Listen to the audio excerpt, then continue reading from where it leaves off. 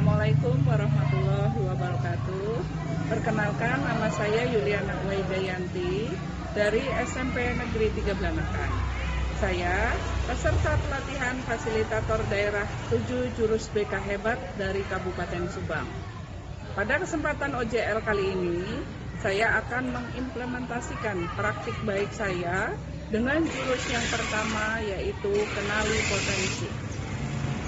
Warahmatullahi wabarakatuh. Waalaikumsalam warahmatullahi wabarakatuh.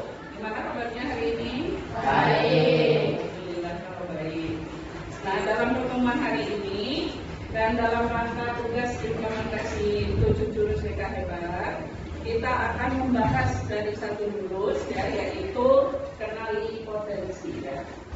Masuk ke aktivitas yang pertama, Ibu akan membagikan asesmen tentang gaya belajar dengan tujuan agar kalian itu mengetahui gaya belajar apa nanti yang dimiliki oleh kalian. Ya, siap ya? Ya, Ibu akan membagikan.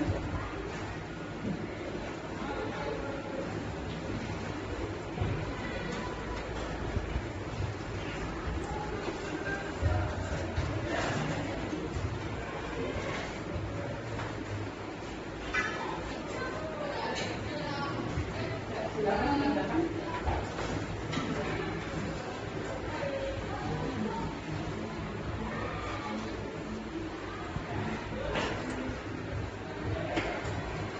Sudah selesai?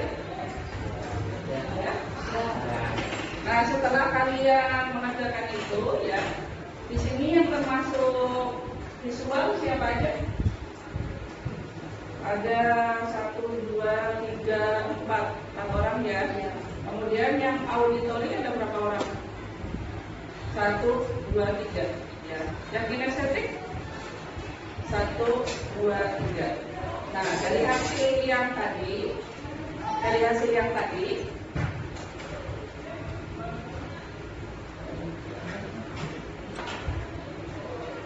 ya, setelah mengetahui gaya belajar ya dari masing-masing itu, Ibu akan menjelaskan ya, ini nanti lewat PPT tentang gaya belajar itu apa.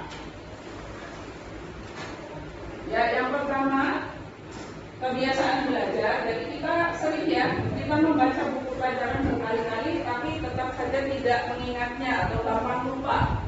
Nah, atau kadang kita sudah mendengarkan penjelasan dari guru, namun sulit untuk memahaminya. Nah, itu kenapa ya?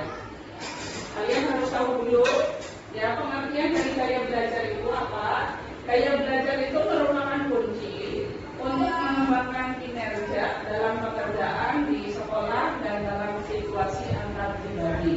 Nah, kalau kita sudah mengenal gaya belajar, maka kita akan dapat menjadikan belajar dan berkomunikasi itu lebih mudah sesuai dengan gaya belajar kita. Nah, di sini ada mengenal tipe gaya belajar. Yang pertama namanya visual, ya. Visual itu mata, ya. Tipe belajar yang lebih banyak menggunakan indera mata sebagai alat untuk menyerap informasi atau belajarnya itu dengan cara melihat. Ya. Kemudian ciri-cirinya tipe visual itu mengingat apa yang dilihat daripada yang didengar. Kemudian tidak pandai memilih kata-kata dalam bicara, tidak terganggu dengan keributan, sulit mengingat instruksi atau perintah kalau dalam bahasa lisan. Kemudian pembaca cepat dan juga tekun, lebih suka baca daripada dibacakan, rapi, teratur, teliti, dan perencana yang baik. Nah, kira-kira dari sini sudah tahu ya ciri-cirinya ya, visual ya. Kemudian strateginya belajar tipe visual ini biasanya dia menyukai belajar dengan gambar-gambar, belajar dengan diagram atau peta, kemudian belajar dengan membuat coretan, simbol atau tanda-tanda penting, kemudian menggunakan video, gambar-gambar berwarna, kemudian juga membuat pengelompokan. Nah, itu yang visual. Kemudian kalau yang auditorial, kita belajar yang banyak menggunakan telinga sebagai alat untuk menyerap informasi yang masuk. itu belajar dengan cara mendengar.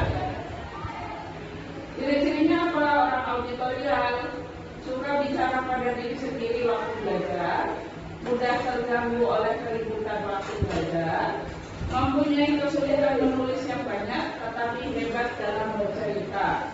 Kemudian dapat mengingat dengan baik apa yang dipelajari dari diskusi daripada yang dilihat. Suka menjelaskan dengan panjang lebar.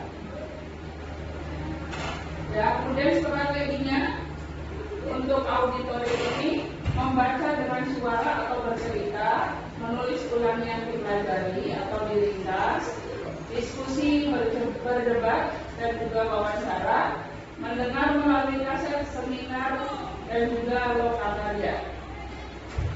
Kemudian yang terakhir ya, yang tipe kinestetik, itu tipe belajar yang lebih menekankan praktik langsung atau apa yang sedang dipelajari.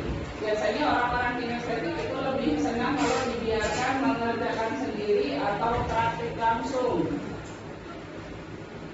Ciri-cirinya orang kinestetik itu bicara dengan pelan, banyak bergerak, sulit duduk diam waktu belajar dalam jangka waktu lama ya, menghafal dengan berjalan bolak-balik.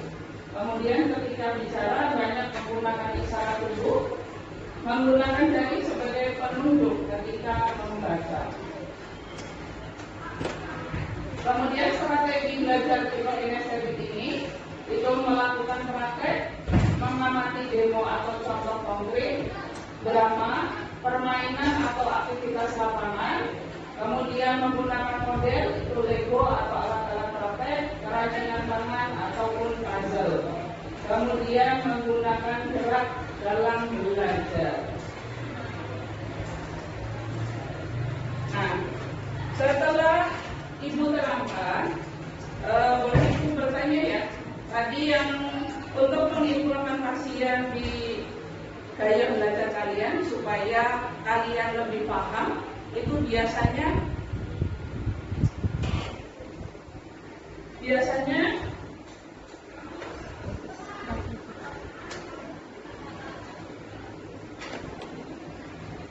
visual ya. Oke, implementasinya gimana? Saya akan membuat catatan, kemudian ditandai dengan simbol-simbol warna. Iya, jadi lebih menarik dengan adanya warna-warna ya. Kemudian yang auditorial tadi, ya. Saya akan merekam materi pembelajaran, kemudian akan mendengarkannya lagi. Ya, direkam, kemudian didengarkan lagi. Kemudian yang terakhir yang kinestetik, nurul ya. Saya akan belajar sambil belajarnya dengan Sambil stretching ya, relaksasi gitu ya. Karena kinestetik itu biasanya dengan gerakan tubuh. Ya. Mungkin dari sini kalian sudah paham ya cara pengimplementasian nanti ke depannya supaya cara belajar kalian itu lebih masuk, lebih bisa paham lagi. Ya, mungkin dari Ibu akhiri sekian. Assalamualaikum warahmatullahi wabarakatuh. Waalaikumsalam warahmatullahi wabarakatuh.